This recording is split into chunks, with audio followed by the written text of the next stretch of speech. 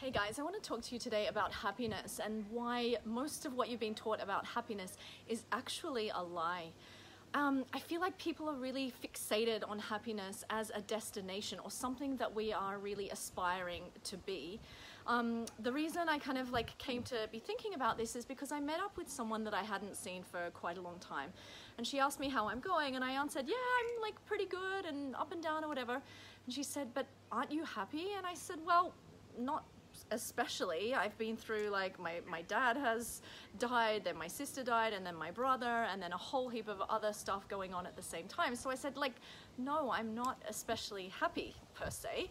I feel like in a great place, but maybe happy is not one of the things I would really summarize my current state of being as. And she was like, what? You're not happy? How on earth can you be a coach and not happy? Because you're trying to help other people be happy, aren't you? And so I just thought to myself, you know, we really got the wrong idea if we think that happiness is the destination. It should be more about the journey, and happiness is just one piece of the puzzle. I think it's better to really focus more on the quest of, let's say, fulfillment rather than happiness, because when you have fulfillment, happiness is just one piece of that puzzle. We can't be happy all the time, you know. This whole positive vibes only or good vibes only that I'm sure you guys have seen floating around the internet, like with photos on Instagram and all of that, it's really teaching us that we can only really look for the value in the good moments and not so much in the lower moments, and it's really leading us astray. There's a growing number of psychologists and social researchers who are noticing that this positive psychology and positive thinking movement is actually backfiring, because while we're starting to pick up momentum and think happiness is the key, we're really ignoring the personal growth that happens in some of our more difficult moments or our moments of challenge. So this whole thing about positive vibes only, I really encourage you to just don't buy into that. It is total bullshit, and it's just surface level stuff that is keeping us stuck in our heads where we're only looking for happiness. And I think our focus should be much more on fulfillment. And when we're fulfilled, happiness is one of the components of fulfillment, right? And there's a lot of other components to fulfillment as well, especially growth. Growth is one of the things that we need as humans. We love growth as humans. If we don't feel like we're moving forward, we're gonna feel stuck and unfulfilled, right? So fulfillment is one of the things that we should be looking for, and happiness is just one piece. We cannot be all the time happy, and if we're aiming for that and we're not happy all the time, then we're going to feel like we're failing. Another example I can give you is a little while ago, or a little while back, my cousin passed away with melanoma, and her daughter posted on Facebook about how heartbroken she was and how she's missing her mom so badly, and how hard it was at the time for her. And I read the comments underneath this post, and so many people were like, oh, chin up, or just think about the good times that you guys spent together, or don't worry, you're gonna get through it, or your mum wants you to stand with your shoulders proud and chin up. And I was incensed by this. I'm like, let the poor girl grieve, please. We can't be happy with everything. You know, how can we be happy if our parent dies? How can we be happy if we have a setback at work? How can we be happy if our business fails? We can't. So I'm saying, let's just quit this whole pursuit of happiness vibe that we've got going on and allow ourselves to be authentic.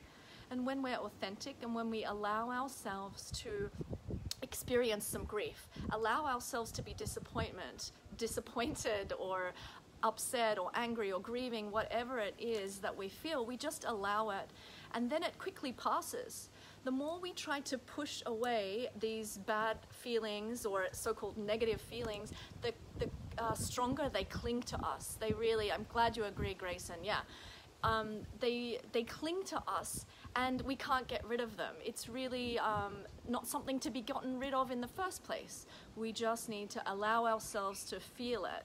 Like you even see it with children, you know, sometimes your child, or you see it in a cafe, a kid will run over to their mum crying that they scraped their knee. And if the mum or the dad says like, shh, stop crying, just shut up, it's fine, get over it, the crying will intensify until they feel like they've been heard.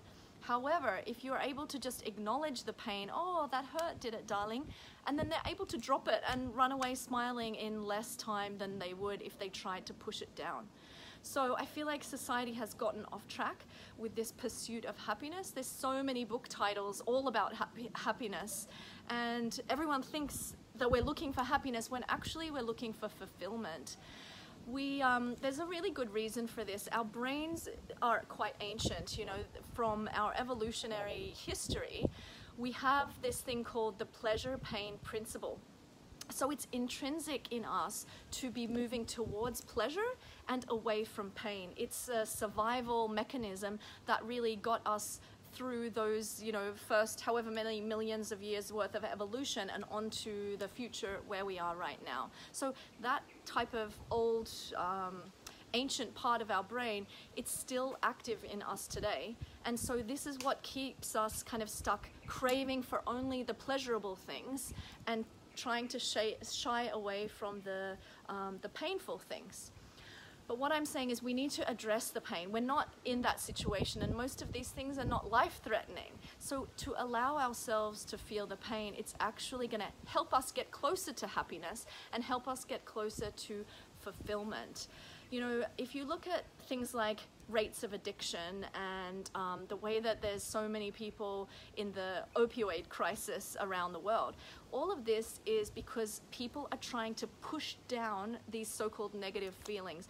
We are upset. A lot of those people have a lot of pain in their hearts, and they haven't been able to express it. They've just taught by society and our parents and everything that's going on. Okay, if you feel bad, oh, quickly push it down. Don't accept it. Don't allow it. Don't feel it.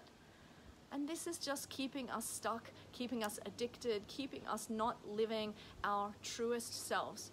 We need to face these darker elements of our being. You know, it's okay to be upset. So this pleasure and pain principle is really what's kind of driving this behavior. It's an old survival mechanism that we don't need anymore. So it's up to us to really recalibrate our mind and think, you know, actually it's okay to feel upset. It's okay to feel grief, to feel sadness, to feel disappointment. And once we allow those feelings to be acknowledged in us, that's when it's super easy to just let it go and to move on. But the harder we try to push it down or to pretend that that didn't happen, then the stronger our soul cries out to be heard.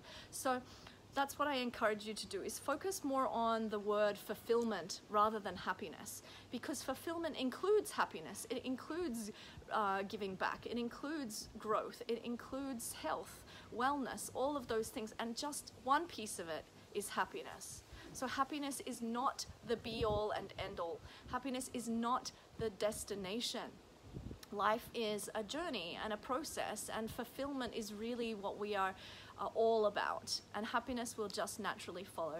So let me know in the comments what you thought about this video, and I would love to see you on my Instagram, so please follow me on Instagram and Facebook and leave a comment. I want to know what you think. Thanks, guys.